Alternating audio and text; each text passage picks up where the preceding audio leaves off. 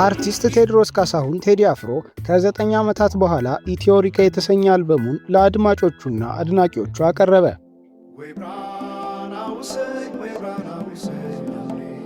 ከዚህ ቀደም አቦጊዳ፣ ያስተሰርያል፣ ጥቁር ሰው፣ ኢትዮጵያ የተሰኙ አልበሞችን ለአድማጮቹ ያቀረበው ቴዲ አፍሮ በሥራዎቹ ማኅበራዊ፣ ፖለቲካዊና ሀገራዊ ጉዳዮችን ስለሚዳስስ አድናቂዎቹ በጉጉት ይጠብቁታል።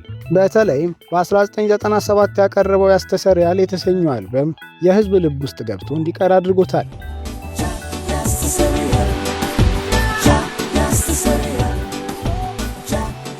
በአልበምም ይሁን በነጠላ ዜማዎቹ የሚመርጣቸው ርዕሶች ከምንም በላይ የዜማና የግጥም መድረስ ችሎታውን ብዙዎች ያደንቁለታል። ቴዲ አፍሮ በአዲሱ ኢትዮሪካ በተሰኘው አልበሙ 18 ዘፈኖችን ይዞ መጥቷል። በእነዚህም ስለ ኢትዮጵያ፣ ስለ ሀገር አንድነት፣ ስለ ፍቅር፣ ስለ ማኅበራዊ ጉዳዮች፣ ስለ መዋደድ ዳሷል። ኢትዮሪካ በሚለው ሙዚቃ ስለ አፍሪካ አቀንቅነዋል።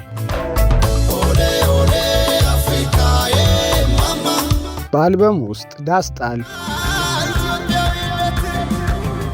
ኢትዮሪካ፣ ሳምነው ልብሽ ተወዳጅ፣ እንዴት አምሮባታል ዛሬ፣ ስምነን፣ ጽዮን ሙሽራዬ፣ ቲንታጎ፣ የማዕረግ ጥግ፣ ሺ ቢባል ዘመኑ ታየኝ፣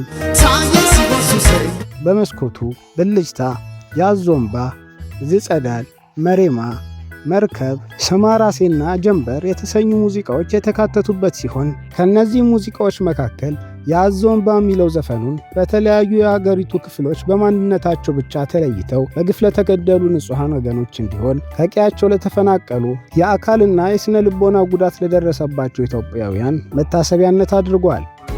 ያዞምባ ሲባል ለቅሶ ያዞምባ የግናድ ዳስጣል በተሰኘው ዘፈኑ በዚህ ዘመን ጀግኖች አርበኞች ያቆዩት ኢትዮጵያዊነት ስለመገፋቱ፣ አምኖ ስለመከዳቱ እንዲሁም በፍቅር ከዳር እስከ ዳር የተጠራው አሁን ከመሃል ወደ ዳር መውጣቱን ከዚህ ባለፈም አረንጓዴ፣ ቢጫ፣ ቀይ ባንዲራ መሬት ላይ ወድቆ ስለመረገጡ ገልጾበታል። ከዳር እስከ ዳር መሃል ገቡና አቆሙን ከዳር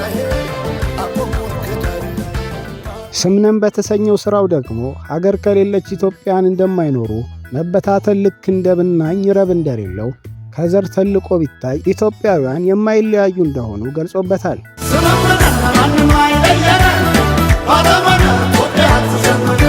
ኢትዮጵያን የወጋሽ ይወጋ የጎዳሽ ይጎዳ ሲል ዘፍኖላታል። በሌሎች ዘፈኖች ላይ ስለ ሀገር አንድነት፣ ስለ ኢትዮጵያዊነት ዳሷል። አልበሙ ሙሉ በሙሉ በሚባል ደረጃ ግጥምና ዜማ የራሱ የቴዲ አፍሮ ሲሆን በአንድ ወላይተኛ ዘፈኑ ላይ አርቲስት አስኬ ደንደሾ ተሳትፏል።